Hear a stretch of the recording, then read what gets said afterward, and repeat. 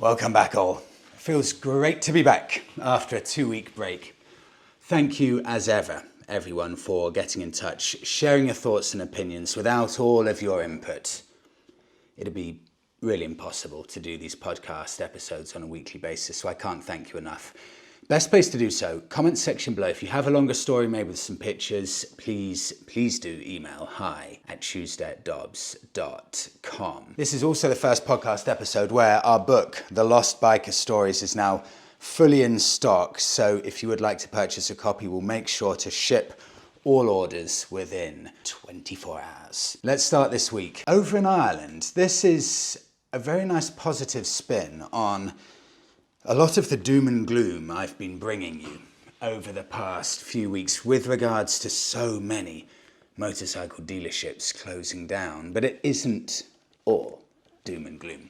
Take a listen to this with pictures included. Freddie, seeing as you have recently done a lot of content around a huge amount of dealerships closing down, I thought I might email you and give you some real experience from a small father and son run dealership based in Dublin, Ireland. I feel we really touch on what motorcycles are actually all about. That small, personal, rustic and passionate about two wheels. I think ultimately motorcycles as a whole are quite a niche and passion-run environment, whether it be from a dealership point of view and or owners. It's not like cars, and as such I feel this is perhaps why you're seeing so many larger dealerships closing down. We found over the last number of years that our business has really gone up due to us having a real personal relationship with our customers, which they all really value. We often have teas, coffees, and just talk about bikes with a vast majority of our customers. And I think this is what people are really after, and what I think has made our business keep afloat during these harder times. I think the older style of interaction, combined with our modern approach to transparency and technology, is what's needed for motorcycle dealerships to continue into the future. We have a small YouTube channel, which we've posted over 1,000 videos on, going over each and every bike that we sell, showing every tiny imperfection or perfection, as well as us riding the bike to show that the mechanical health is in good order. This has really changed. This is really interesting, I found. This has really changed the way we do business and has led to us selling bikes all over the world. Australia, Serbia, Germany, and more, with the customer not even ever seeing the bike in person. Secondly, to something I thought you may enjoy, my father and I would like to invite you and Monica over to check out our dealership on the beautiful coast of Dublin. Michael, that would be an absolute honour. I'll make sure to take you up on that. And just wrapping up here, the photo of me and my father just loading up after a motorcycle show, pictured, I'll be pretty impressed if any of you get this because I certainly didn't, is a classic Honda Squash 49cc 2-stroke motorcycle that was only manufactured and sold in Japan. We bought it off a man whose father had used it to go back and forth from work in the 1980s and shipped it home after his stint in Japan came to an end. It sat for many years before we did a light restoration on it a few years back, and it now sits in our personal collection with a huge 800 kilometers on the clock. Michael and your father, that you've really summed up how times are changing, because I'm hearing a lot of stories about motorcycle mechanics, motorcycle shops, independent ones, thriving, so busy they can't keep up with the work. Yet the main dealers are closing at a rate of knots, so much so that you can't keep up with the latest dealership that's closing. There is a huge gulf between the two, and I'm delighted to hear that at least from this point of view, from small independent shops, business is possibly better than ever, and this is a definite trend I'm seeing certainly across the UK and I'm sure further afield. So anyone who's interested, go and check out Michael and his father's business in Ireland. Thank you for sharing that. On now to KTM. Issues, potentially, with warranty claims. Is this realistic or not? Take a listen to this from Cafe Graphic. Freddie, I'd like to share my warranty claim experience from this week with my 790 KTM Duke. I had a brake disc problem. it was pulsing on slow speed. I went into IN Moto and they did their checks. KTM then approved a new front wheel and 2 new discs in, and it's going to arrive by Friday and it's going to be changed over the weekend. No speculation at all, just the facts that they are still okay on taking action. We should keep in mind that they are, KTM, the biggest bike manufacturer. God, is this true? I didn't know this. In the whole of Europe. I had no idea KTM were that big. As a KTM owner, I'm not really concerned, to be fair. Well, that's music to a lot of people's ears, I'm sure, and that's really good to hear. So if you've got a KTM, you're probably still going to be absolutely fine with warranties. Thank you for confirming firsthand. On to Ed now. Freddie, a year ago in July/August, I went through my direct access course in London to get myself a license after finding motorcycling absolutely addictive after the CBT. As I was going through all of it, I did my research on what bike to get, what my tastes are, asking every instructor I could for their opinion, and of course, going on to the internet. And through that, I stumbled into the Royal Enfield Continental GT650 and just thought, wow, what a beautiful bike. Lo and behold, that's the bike I have right now. I got it pretty much the moment I passed, first time as well, and it's now been a year of learning about the bike, how to maintain it, how to mod it, and develop it to my preferences. Images attached on the day, passing on. How many people have passed on this bike? The Suzuki SV650, the ever popular bike that just sits around in Suzuki's lineup and almost seemingly never changes at all. When I first got the bike with some stickers and what it looks like now, I've made quite a few modifications and I think it is at a near complete stage, or so they say. Ed, I love these pictures in London. That looks seriously cool. These are really good value. And how many people have got into biking because of the Continentals, the Interceptors, being able to pass your test and immediately go out and get a reasonably priced, genuinely cool bike? Take a look at some of these. In fact, I'm just going to show you 2 of these. 2022 Royal Enfield Continental GT650 in that beautiful British racing green. 3,000 miles on the clock, genuine reason for sale, retiring from biking. You really cannot get a better version than this. It's in, quoted, as new condition, never used on wet roads. For a 2-year-old bike that's in as new condition for 3.5K, I think that's phenomenal.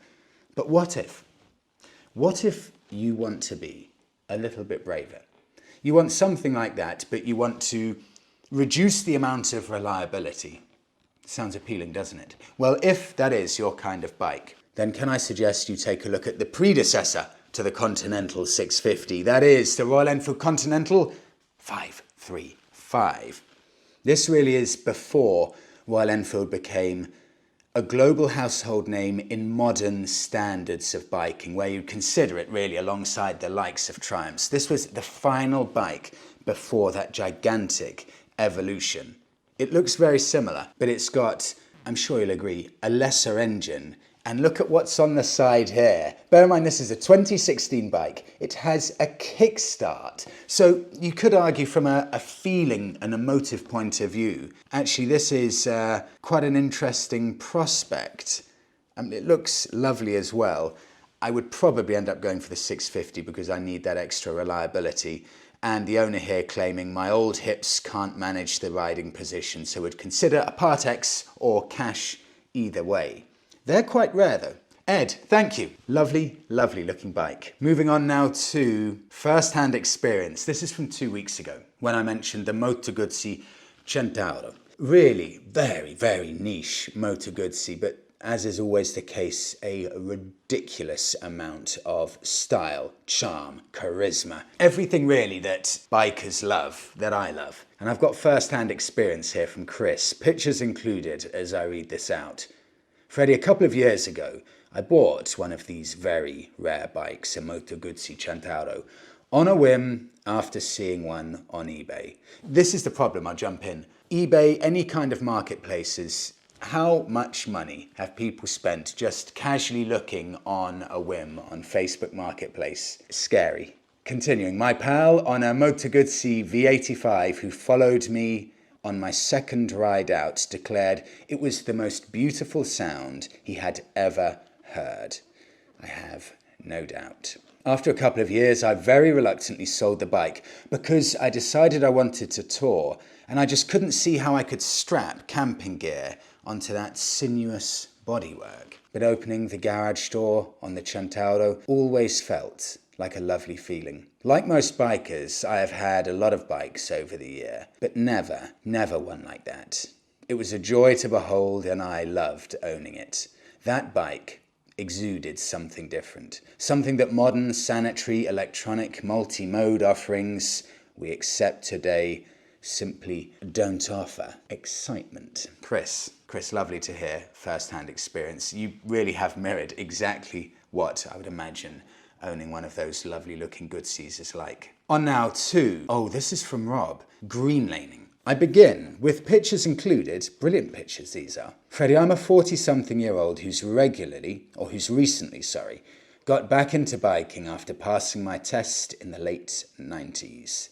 I bought a second-hand 125, that's a Herald Brat, to find my feet again, and was invited out with a couple of colleagues to do some green laning. I had such a good time that I soon wanted to swap my soft off-road 125 for something purely suited for the job. I agonized for ages over a bike, but found that for a suitable 250cc off-road bike like a Honda CRF, exactly funny enough, this is the go-to, the Honda 250 lineup of off-roaders, exactly what I'm looking at too. Sorry, jumping in there, continuing. Honda CRF, I was going to have to pay £3,000 to £4,000 for a fairly clean one, but one that has probably had a fairly hard life. But then I came across another alternative. Who's heard of this? Kurz FS 250, KURZ. This is a brand new bike based on a Honda CRF from 20 years ago. This is fascinating. And it retails for £2,500. So £2,500, and you're buying a 20-year-old Honda CRF that is new. Really interesting concept. There was a local dealer down the road from me in Paynton who supplied it and put it all together, did all the pre-delivery checks. Now, there are some expectations that need to be realised here. I know I'm not buying a Honda and the finish reflects this, but I want something that I don't have to be too precious about. And I've been really happy with the bike. It has no electronic gizmos. It's a stripped back, no frills, extremely capable off-roader that sounds and goes amazingly well. It's air-cooled, get ready for this, with a choke and a carburettor. It really is a bike from 20 years ago, just for sale now. It always starts, and it's so light at 120 kilos, that is really light, that I get up some really gnarly trails in my native Devon. My friends on their Hondas and Yamahas are really surprised how good my bike is, and I love it. I've joined the TRF, that's the Trail Riders Fellowship, and go regularly both on my own and as part of a group on rides where we enjoy the very best trails. One of the reasons for getting back into biking was to help my mental health, and I can say it is the best therapy ever. And even better for being mostly off-road, away from the traffic. Rob, thank you for bringing these bikes to my attention, and welcome back to biking after a significant break. I have never heard of these bikes before, Rob, but as you said, £2,500, carb, kickstart, 119 kilos without fuel, 250cc, and if you know nothing about these bikes, let me give you a brief overview. Kurzbikes.com is the website. It has here on the homepage, European owned in big, bold block capitals. And it says below that, We design and develop the motorcycle here in Europe, utilizing European engineering standards and leveraging global manufacturing efficiencies to create a world-class motorcycle. So I guess that means, and funnily enough it doesn't say, somewhere in Europe it is designed and developed. I'm sure it'll be made in another country, but it sounds like it's got its headquarters in Europe somewhere, along with 7 years leading the way of growth and ingenuity. The leader in enduro pit motorbikes for 7 years, the world leader. So they're established and I have never come across them. The FS250 is an extremely good looking bike. Please stay in touch with that, Rob. I'd love to know long term how you find the ruggedness, the reliability in getting parts for that, because at £2,500 for a brand new bike, yeah, it's based on a 20-year-old Honda, that doesn't matter one bit. I would very happily take a 20-year-old Honda for £2,500. Brand new. Looks incredibly fun. On now to Mike. Freddie, as I prepare my journey to move abroad and live in Vietnam, wow. This meant I had to sell my beloved Honda Shadow Black Spirit. Pictured here, this. Mike, the job you've done on getting this bike to how you want. I don't know if you bought it like this or it's had some modifications, but that side profile, stunning.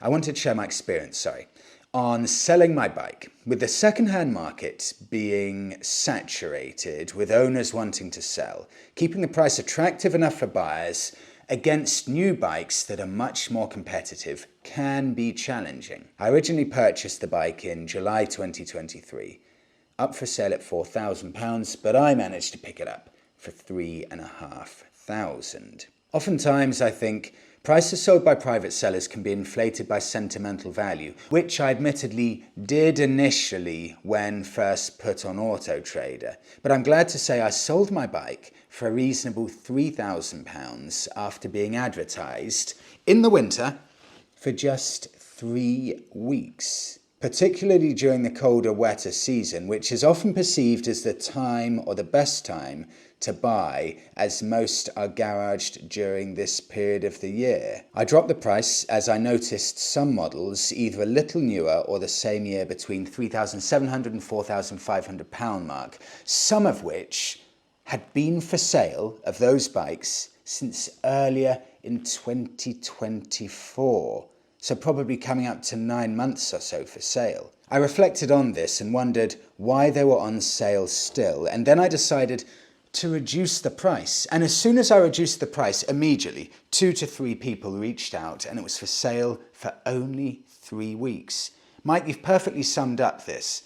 A lot of the time, and I'm sure I've been guilty before. Exactly what you said, because motorcycling is more emotive than driving cars a lot of the time. We put an unrealistic price on our motorbikes because we think they're so much better than what they are. But the second you bring down your bike, if you're trying to sell it privately, to a realistic price, all motorbikes sell very quickly if the price is right. Mike, you've proven it, and looking on the eBay auction listings that I often show, where they have no reserve on the bikes, every single one of those bikes sells. They all have about 250 views per day, and they all end up having about 30 bids plus. So everything sells. Mike, good luck with your new life over in Vietnam. 2 now, Planet Wax. Freddie, another interesting topic to cover, which you have touched on briefly before, is buying motorcycles in mainland Europe and bringing them back to the UK. Can you simply fly to, say, Germany, purchase a bike privately, and then just ride it back to the UK? I'm sure there are big savings to be had. And I'm actually looking for a Honda XRV 750 Africa Twin. Michael, yes, that is an amazing looking bike, and seem to be able to buy them cheaper on the continent. I just don't know whether I can legally ride it home to Glasgow. That's a long ride. And then register it here. Or do I have to put it in the back of a van and drive it home? Taxes to pay, for example. It's all a bit of a minefield trying to find the best way to do it. And is it even worth it? Michael, I was desperately looking for this beforehand. A gentleman from England sent me a little story about 3 weeks ago, and I lost the story, I misplaced it. He got the train over to the Netherlands, took his helmet and everything like that, and he picked up a 1980s BMW, I think a BMW R80 or something. So went on the train over. This is a one-day trip, everything done. He gets to the private seller. He hands over the money for the BMW R80. And then the private seller actually helps the gentleman fill out the logbook saying that the motorbike is being exported over to the UK, so putting all of his address details in and things like that. The gentleman who bought the bike, the English gent, he then just rides the bike back home, and within a 24-hour period, he got the train over to Holland, and he had ridden his brand new BMW back to England, and it was tucked safely away in his garden. So it can definitely be done. The interesting thing is, Michael, the absolute maximum you're going to have to pay is 26%. That 26% in taxes is a split between 20% VAT and 6% duty. So worst case scenario, when you're looking at a bike that you're going to buy, just add 26% on. So long as you get the owner to help you do all the forms, to the very best of my knowledge, and someone tell me if I'm wrong and I'll share it next week, it looks like you can just ride your bike back home and then declare it. When you get home, just do the paperwork saying you've imported a bike and the price you've paid. I'm guessing it's as simple as that because the gentleman from a few weeks ago, to the best of my knowledge, did exactly that. But this is where things get even more appealing. So 26% is the maximum you're going to have to pay for taxes. However, if you buy a classic motorcycle, that's any bike over 30 years old. So, well, I tell you what, 30 years old, you're looking at 1994, 1995. Michael, I've just done a calculation in my head. Michael, you can just buy this Honda Africa Twin, that sits within your time frame, and it will be 30 years old. So all you're going to have to do is pay 5% VAT and no duty. So 5% instead of 26%, for example. That is a huge, huge benefit of buying a 30-year-old plus motorcycle on the continent. Michael, now, sorry, I've just done the calculations. That is a no-brainer. Look at what you can get here, for example. If I click on Facebook Marketplace in the UK, you're going to be looking at really absolute minimum £4,550 for a 1999 Honda XRV 750. Okay, so remember that, about £4,500 sterling. But you can get so easily. Got one. 3,000, and I found stuff cheaper, but this is one old enough. Take a look at this. This is in Germany. Complete service history, 1991 Honda Africa Twin. Oh, look at the, okay, it's not immaculate, it's got some scratches, but the colour of the paintwork on this, I love those colours. They are so early 90s. And look at the driveway, look at the garage. The owner of this bike, I can tell by looking at the most immaculate driveway here I have ever seen in my life, has cherished this motorbike. And €3,890 equates to £3,200. Add on 5% for VAT. I mean, what a road trip that will be. And plus, on top of that, you get a road trip out of it. You get to go to Germany and ride your pride and joy back. And also, Michael, I think the choice, of course, is going to be much, much better across the entirety of the EU when compared just to the UK.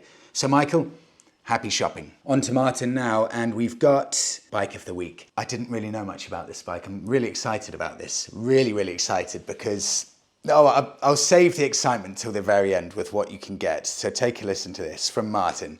Freddie, I had a Moto Guzzi V50, and every day after I sold it, I regretted it.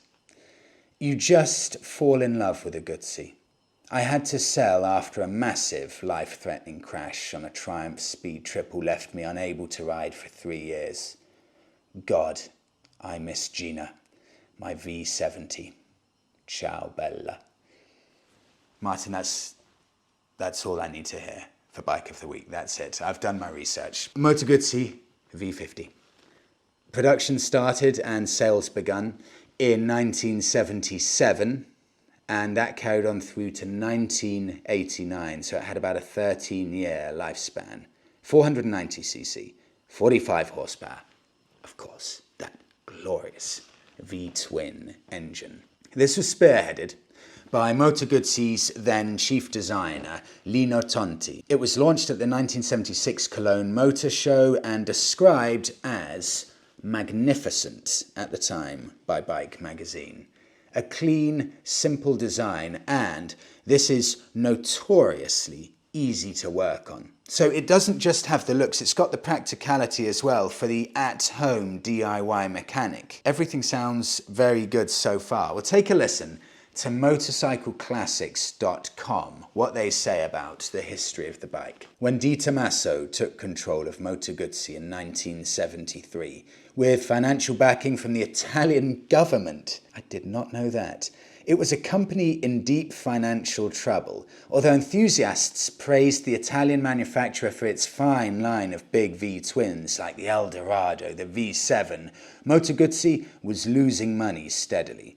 To turn the tide, Di Tommaso decided to take advantage of Guzzi's expertise with air-cooled V-twins, expanding the theme and hence Guzzi's market by moving into small displacement bikes affordable to a larger population. So, coming out alongside the bigger 850cc V-twin engines, enter the V35 and the V50. So what can I find? One of these simple but timelessly elegant motorcycles. Get ready, this is a proper bike of the week. Facebook Marketplace, of course. I was ready to tell you, look, they're lovely looking bikes, but really 13,000 is a lot of money. That's what I thought these were going to cost.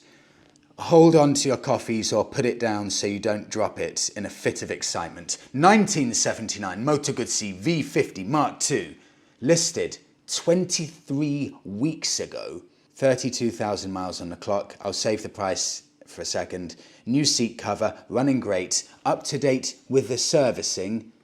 We'll update you for every single minus if you're really interested. It is a 45-year-old bike, of course. There will be some minuses. It's £2,750. £2,750. And not just that. If you're shocked enough, maybe other countries have this as well. In the UK, you can ride it into London legally. There are no emissions charges because it's too old to be considered for those. There's also no annual tax. You don't pay any road tax if you buy one of these in the UK. You don't even have to MOT it in the UK. It's also going to have the classic motorcycle insurance, so my guess is you're going to pay about £60 a year to insure it. And then we get to the looks of it. I love these bikes so much. You know what I've just realised, just looking at it? I think there were 3 of these in Monica's, it's not here. Monica's got a Moto Guzzi photo that she sells on our Libertatia website. And I think 3 of the Moto Guzzis were these V50s, but I didn't identify them at the time. I'll put the picture there. I promise you, if I were on the lookout for a classic motorbike, God, that would be so high on my list. I don't think I've ever seen something so tantalising. And Moto Guzzis, actually, they're more reliable than people give them credit for. And I'll wrap it up there. Thank you so much, everyone, for watching this week's episode. I really hope you enjoy it. Have a brilliant New Year's period, and I will see you all in the next one in 2025.